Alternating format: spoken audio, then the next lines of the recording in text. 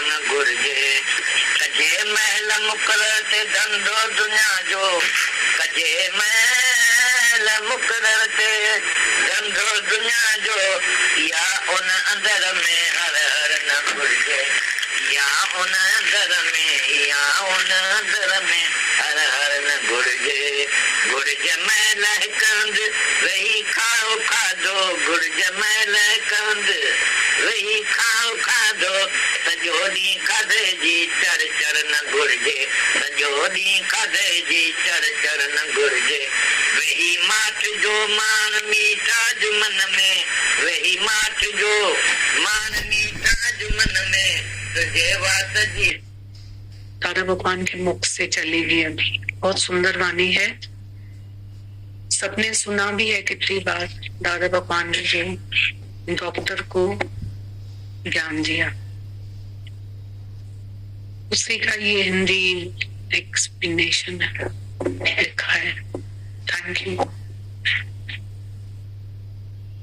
पहले हिंदी में पढ़ते हैं, फिर सिंधी चलाते।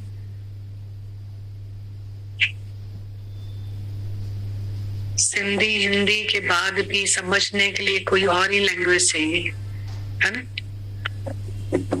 भले सिंधी चले, हिंदी चले, उसके बाद भी कुछ और चाहिए समझने के लिए। क्योंकि कानों से तो सिंधी हिंदी समझ लेंगे, पर बोड़ा मन वरी तो बुध।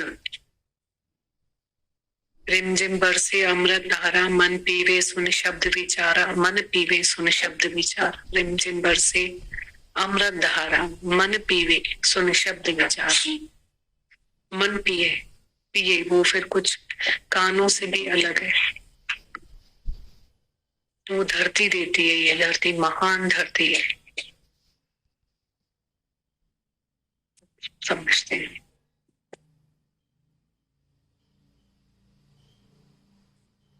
दादा भगवान ने उदयपुर के डॉक्टर को ठीक किया, उसे नींद दी।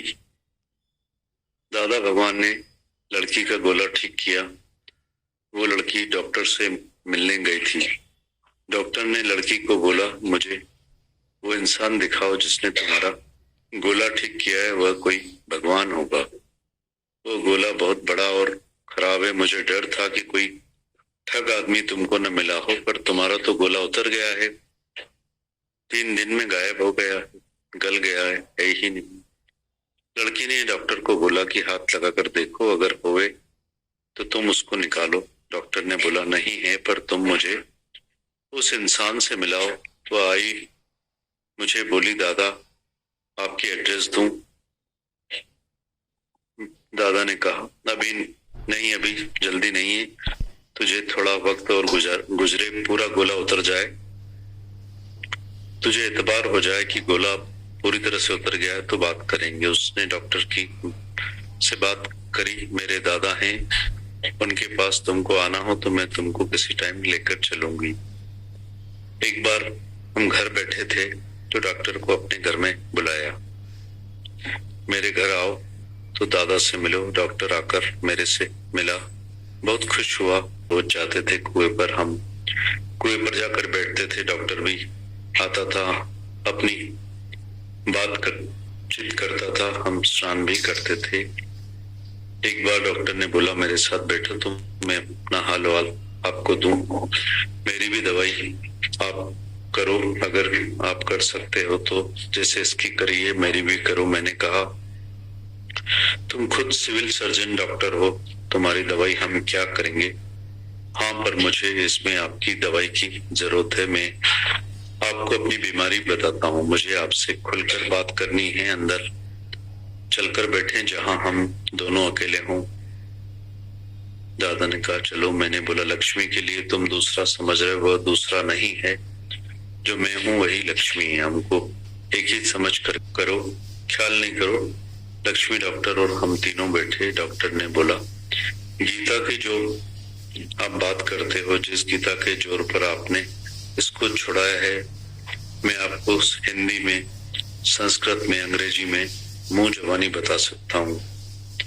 18 अध्याय ही कंप्लीटली आपको बता सकता हूँ। मैंने कहा, बताएगा तो उसमें मैं क्या करूं? पर वह जब तुम समझो वो जब तुम समझो ना, कृष्ण के जैसे तुमने उसको समझा नहीं, गीता को। अगर समझा होता तो तुम कृष्ण होकर खड़े होते, अगर समझा होता तो तुम खुद कृष्ण होकर खड़े होते। लेकिन अभी तो तुम 1% के डॉक्टर होके खड़े हो तुम, क्योंकि तुमको गीता का ज्ञान नहीं है। जो गीता का ज्ञान समझकर पढ़ेगा वो खुद ही कृष्ण हो जाएगा। तू कृष्ण नहीं बना है, मैं तुझे कृष्ण बनाऊंगा, फिर तुमको गीता समझ आएगी। उसने बोला आप ऐसे क्या करते हो? दादा ने कहा मैं ऐसे ही करता हूँ, तो अपनी बात तुम शुरू करो। डॉक्टर ने बोला मैं अपनी कहानी बताता हूँ। जब मैं छोटा था, पहले लंदन में गया डॉक्टरी पढ़ने के लिए। मेरा ख्याल था कि मैं अपने मुल्क में सिविल सर्जन बनूं। लंदन से मैं पास होकर आया, मुझे राजा ने सिविल सर्जन बना दिया। मैं सिविल सर्जन बना। 1000 रुपया मुझे तनख्वाह मिलती थी 1 महीने में। पर मेरे दोस्त कहने लगे 1000 रुपये तो तुम्हारा खर्च ही हो जाएगा, तुम जो शादी करोगे, बच्चे होंगे तो वो खर्चा बढ़ेगा, तो तुमने कौन सा धन इकट्ठा किया है? तुम कुछ ऐसा काम करो जो तुम्हारे पास धन इकट्ठा हो जाए। मैंने कहा मेरे पास धन इकट्ठा कैसे होगा? मैं तो गरीबों का डॉक्टर हूँ, सिविल हॉस्पिटल में हूँ, सब गरीबों की दवा करूंगा और सबको मुफ्त की दवा दूंगा, उसमें मेरा धन कैसे बनेगा? एक आदमी ने मुझे सलाह दी कि जो भी इंजेक्शन तुम्हारे पास बिना पैसे के सब मुल्कों से, विलायतों से आते हैं डॉक्टर्स के लिए, नई दवा हमने निकाली, वो तुमको मुफ्त में आती है, वह तुम मुफ्त में गरीबों को लगाते हो। तुम वो दवाई मेरी दुकान पर रखो। मैं एक केमिस्ट हूँ, दवाइयां बेचता हूँ, सबको पता है दवाई मेरे पास मिलती है। तुम ये इंजेक्शन मेरी दुकान पर रखो तो मैं उसको बेचकर धन बना कर दूंगा। तुम जिस भी बीमार को देखो, तुम उसको बोलो इस केमिस्ट के पास से फलानी दवाई इंजेक्शन लेकर आओ, 50 रुपए में मिलेगी, 100 रुपए में मिलेगी। ऐसे उनको कीमत भी बताकर मेरे पास भेजना, तो मैं उनको सबको बेचूंगा। जो भी पैसे इकट्ठे होंगे उसमें से 10% में दलाली लूंगा, बाकी पैसे तुमको दूंगा, फिर तुम्हारे पास बहुत धन इकट्ठा हो जाएगा। मैंने कहा ये तो बहुत अच्छी बात है, मैं कुछ नहीं कर रहा हूँ, मैं तो सिर्फ इनको भेज रहा हूँ। इंजेक्शन तू बेचेगा, लोगों को और पैसे इकट्ठे करेगा अपने पास और मेरे को देगा, तो वो धन इकट्ठा करता गया। आज उनमें से 1 लाख रुपए मेरे पास इकट्ठे हो गए हैं। 12 महीने हो गए हैं, बस मेरे पास इतने इकट्ठे हो गए, मैं शाहूकार बन गया। मैंने बोला मुझे दूसरा क्या काम करना है जिसमें मुझे कमाई हो? तो भगवान ने खुद ही मेरे ऊपर मेहर करी। इधर का राजा बीमार हो गया। राजा को लगा कि अब मैं मर जाऊंगा, मेरी बीमारी खराब है। मैंने बोला राजा मैं आपको छुड़ाऊंगा, तुम मेरे पिता हो, मैं तुम्हारा बच्चा हूँ, मैं तुमको बचाऊंगा। तुमने मुझे अपने मुल्क में डॉक्टर जो बनाया है, अगर तुमको नहीं बचाऊंगा तो लानत है मेरी डॉक्टरी पर। मैंने भी एतबार रखकर राजा की बहुत मेहनत करके दवाई करी, राजा ठीक हो गया। तो उसने मुझे 13 लाख रुपए की जमीन दी। एक बार राजा खुश हो गया, बोला तेरे को क्या दूं, तुम मांग मेरे से। मैंने कहा मैं नहीं मांगूंगा। उसके पास एक जमीन पड़ी थी 13 लाख रुपए की, वह जमीन मेरे को दे दी। 1 लाख और 13 लाख ये, तो मैं एक दिन में 14 लाख रुपए की आसामी बन गया। ऐसा जो शाहूकार हुआ, शहर के लोग समझने लगे कि अच्छा आदमी नहीं है, इसने जो इतने पैसे इकट्ठे किए हैं 12 महीने के अंदर, जरूर इसने गरीबों से पैसे लिए होंगे, तभी तो शाहूकार बना है, नहीं तो इतने पैसे कहाँ से आएंगे डॉक्टर के पास। एक बदमाश आदमी था, उसने अंग्रेज सरकार को सीधे लंदन में लिखकर भेजा मेरे बारे में, इधर जो हमारा सिविल सर्जन है, वह सिविल सर्जन हमको बहुत ठग रहा है, आप उसका कुछ बंदोबस्त करो। सरकार उसको बिना पैसे के इंजेक्शन बेचती है और ये पैसे हमसे लेकर इंजेक्शन लगाता है। मैंने तो कभी इनसे पैसे नहीं लिए थे, पर मेरा धन देखकर उसने सरकार को लिखा। अंग्रेज सरकार ने लंदन से एक लेटर भेजा हमारे राजा को। राजा ने मुझे आदमी भेजकर बुलाया, मुझे खत दिया कि तू पढ़। खत पढ़कर मैं डर गया, मेरे ऊपर मुसीबत आ जाएगी। अब तो सरकार को पता पड़ गया है, सरकार जांच करेगी कि मेरे पास इतना धन है। मैंने एकदम राजा से बात करी कि मैंने चिट्ठी पढ़ी है, जैसे मैंने आपको मौत से बचाया था, अब आप ऐसे ही मेरे को बचाओ। आप मेरे पिता हो, मैं आपका बच्चा हूँ। राजा ने बोला, तू मेरा बेटा है, मैं तेरे को बचा लूंगा। मैं ये मुसीबत अपने ऊपर समझता हूँ, तुम चुप करके बैठो। मैं अभी वकील के पास अपना आदमी भेजता हूँ।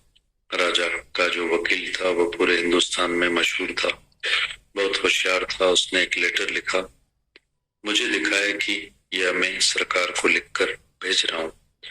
उसमें लिखकर भेजा कि जिस डॉक्टर के लिए आपने लिखा है कि उस डॉक्टर को रिटायर हुए 12 महीने हो गए, मैंने अपने मुल्क में दूसरा सिविल सर्जन रखा है 12 महीने से, पर यह जो सिविल सर्जन है बहुत होशियार और अच्छा आदमी था।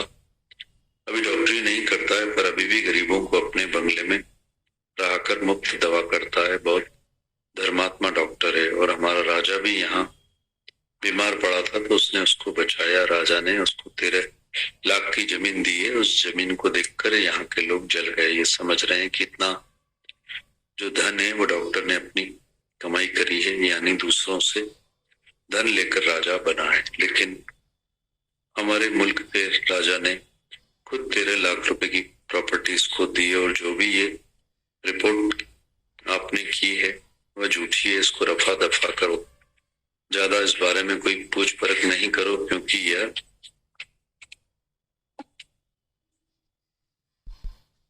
डॉक्टर बहुत अच्छा आदमी है।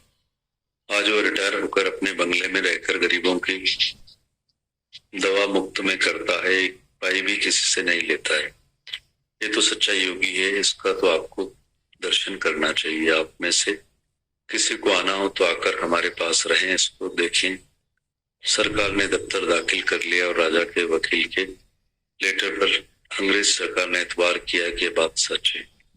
ऐसा बराबर होगा। 13 लाख रुपए की प्रॉपर्टी जो डॉक्टर के नाम पर देखी होगी, उनको लगता होगा कि ये कहाँ से बनी है। उसको उनको क्या पता कि राजा ने उसको दी। उनके हिसाब से तो ये कोई प्रॉपर्टी उस खरीद करी है जिसमें जरूर उसने 13 लाख रुपए खर्च किए होंगे। उनको समझ में आ गई और रफा दफा कर दिया। लेकिन बात यहाँ रुकी नहीं।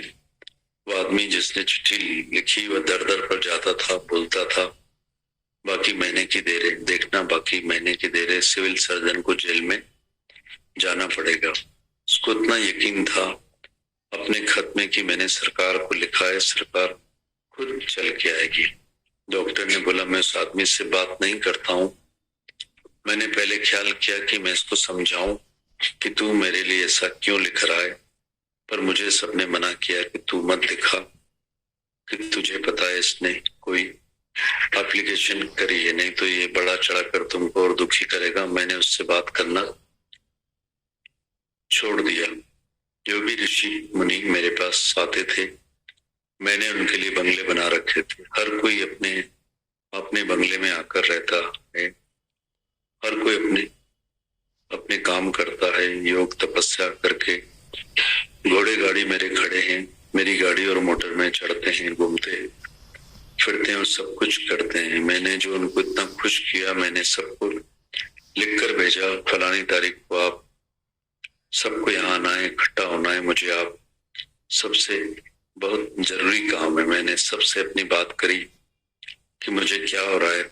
मैं रात को नींद में देख रहा हूँ वो गरीब आदमी जिनको मैंने इंजेक्शन नहीं लगाया, जिनको मैंने मारा, जो मेरे अस्पताल में आते थे, जो मर गए, वो अभी भगवान के पास से आ रहे हैं, मुझे बोल रहे हैं कि डॉक्टर तू भी बड़ा हो गया है, अब तू भी एक दिन मर कर भगवान के पास आएगा।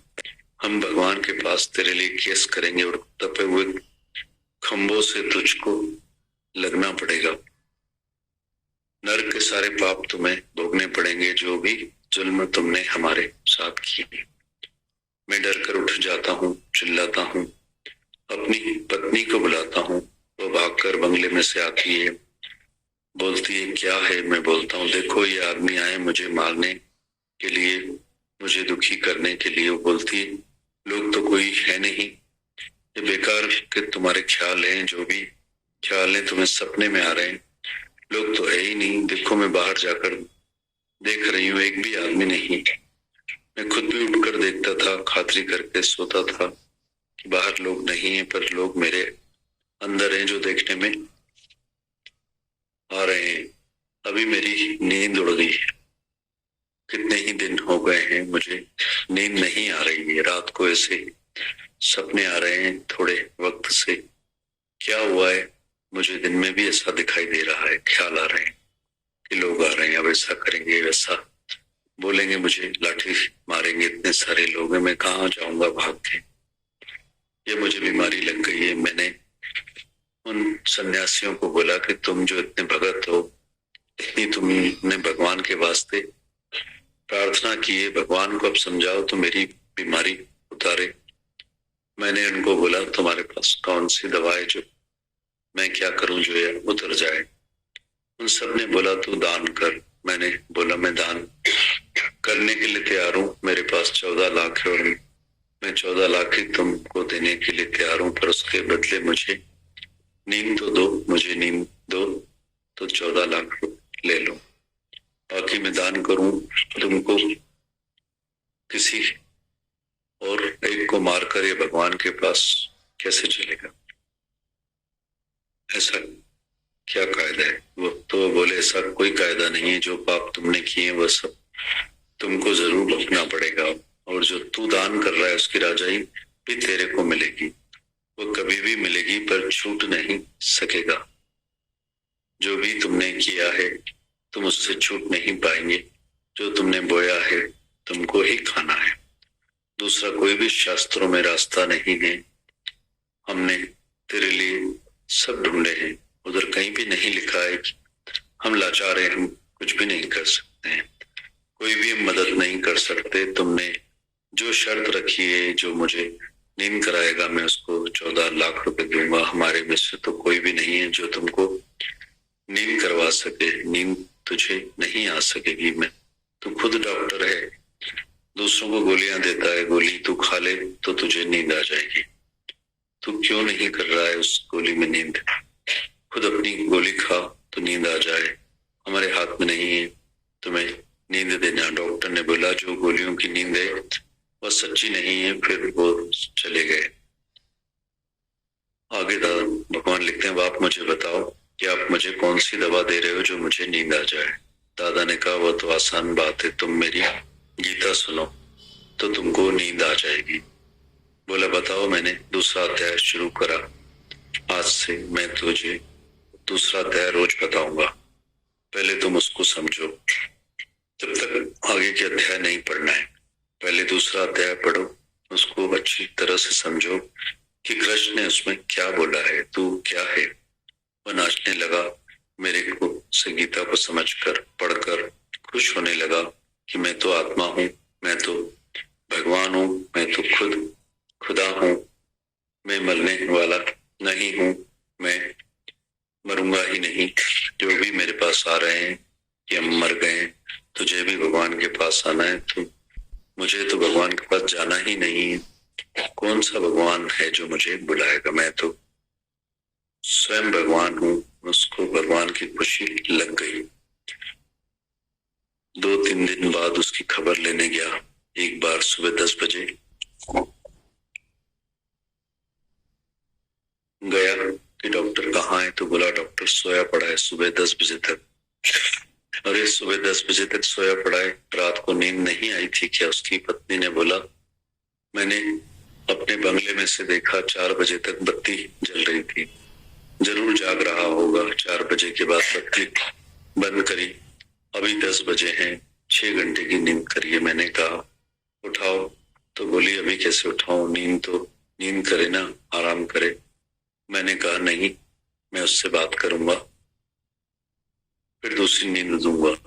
बोला ठीक है। फिर वो डॉक्टर को उठा के आई। मैंने डॉक्टर को बोला क्या हुआ है?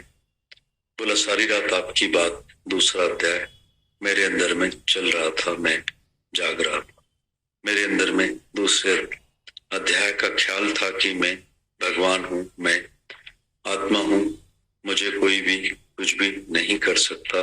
इसी खुशी में जागते जागते मुझे बाद में नींद आ गई। सुबह के टाइम नींद आ गई। थक कर मैं सो गया, इसलिए अभी तक सोया था। अभी तक जागृता भी नहीं हुई है। मुझे बहुत आराम है, बहुत नींद दी है आपने मुझे, अच्छी नींद दी है। नींद मेरे लिए काफी है। बाकी दिन के समय जो ये बात या मर्ज मेरे सामने आता है कि लोग आ रहे हैं, वह भी मुझे ठीक करो, तो मैं बोलूं कि मेरी सब बीमारी गई। मैंने बोला डॉक्टर अब सुनो, फिर दूसरा अध्याय तुम पक्का करो। किसी भी वक्त तुमको यह ख्याल आता है या कोई भी डाउट आता है, कृष्ण की बातों में डाउट आता है, तो अपने को बूंदा लगा। तुझे गीता के एक एक अक्षर में पक्का विश्वास रखना है, कृष्ण के एक एक अक्षर में पक्का विश्वास रखना है। 2-3 दिन और निकले, हफ्ता नहीं हुआ, हफ्ते में उसकी दोनों बीमारी निकल गई। मुझे आकर पैर पड़ा, बोला आप भगवान नो के भगवान हो, आपने मुझे ऐसी बीमारी से छुड़ाया। मैंने आपके लिए कितनों को बोला, शायद कोई ठग होगा, तुम्हारी बीमारी थोड़े वक्त के लिए उतार देगा, पर आपने तो हमेशा के लिए बीमारी उतार दी। अब गीता का ज्ञान कभी मेरे अंदर से नहीं निकलेगा जो मैं दुखी हूं या मुझे नींद ना आए। मैं जब भी ओम का ख्याल करता हूँ तो मुझे नींद आ जाती है। दिन को भी नींद आ जाती है, रात को भी नींद आ जाती है। मैं जिस समय ख्याल करूं उस समय नींद मेरे हाथ में है। मैं नींद को बुलाता हूँ कि नींद आ, तो बस आ जाती है। अब मैं भगवान हो गया हूँ मेरे पास। बहुत अच्छा, मैंने कहा बहुत अच्छा। वो बहुत खुश हुआ, बोला आपका ज्ञान मैं इस मुल्क में चलाऊंगा, उदयपुर में मैं आपका ज्ञान चलाऊंगा। ये गीता को सुनाने, वो गीता को सुनाने वाला बन गया। दूसरे लोग इनके पास आते थे, आकर सुनते थे, ये बहुत खुश हो गया। हम तो थोड़े वक्त के बाद वापस चले गए। दादा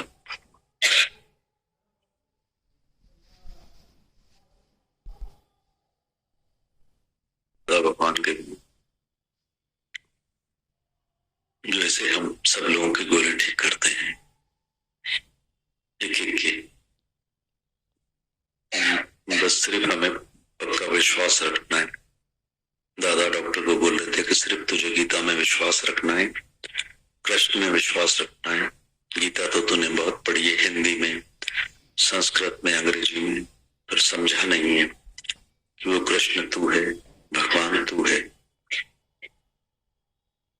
महावाक्य दादा भगवान के ऐसे अनुभव हैं जो साक्षात उन्होंने साकार करके हम लोग को जीवंत उदाहरण ऐसे दिए हैं कि पढ़कर लगता है कि दादा से रूहानी हो रही है, वही बैठकर बात कर रहे हैं और हमको समझा रहे हैं, हमारे सबके गोले ठीक कर रहे हैं।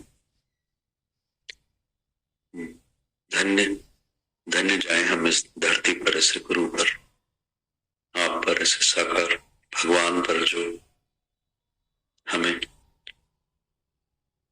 अर्श से फर्श पर आकर तुमको भगवान बना रहा है, हमें अपनी खुद ही से खुदा बना रहा है। हमारी सब बीमारियां, दुख जो हमें अज्ञान वश, अंधेरे वश नजर आते थे, जीव भाव वश, देहाध्यास वश, जो भी हम लोग अपने अपने प्रारब्ध अनुसार पुरुषार्थ करते हैं, अपना जीवन जीते हैं, जो भी कर्म हम लोग बनाते हैं, सबका दादा भगवान ने इलाज दिया है। सब बातों का कि now no more sin otherwise the sin will multiply. हर चीज का इलाज हमारे दादा भगवान के पास है। मतलब तन का रोग मन के रोग से आता है और मन का रोग यहाँ हमारे दादा भगवान ये धरती हमका इलाज करके ठीक करती है।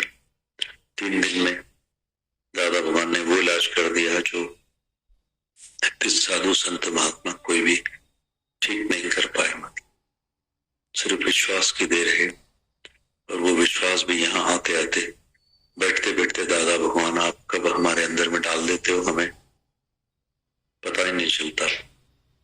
फिर क्योंकि हम अपने मन मुसलमान से सलाह करते रहते हैं, तो इसलिए हम लोग देर कर देते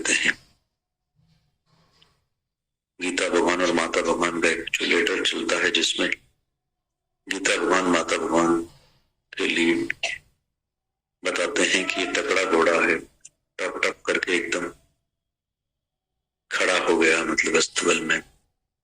तुम्हारे जैसा गधा नहीं है, तुम गधे न बने, घोड़े बने। ऐसा भगवान मिला है, ऐसी धरती मिली है, ऐसी रहमतें, ऐसी मेहर वाणियां और सब खुशियां और न जाने क्या क्या बरस रहा है।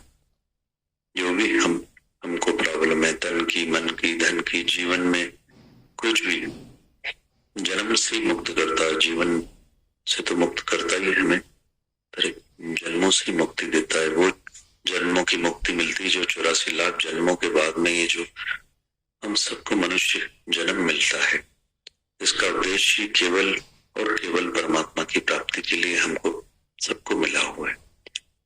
भूलवश अज्ञानवश हम लोग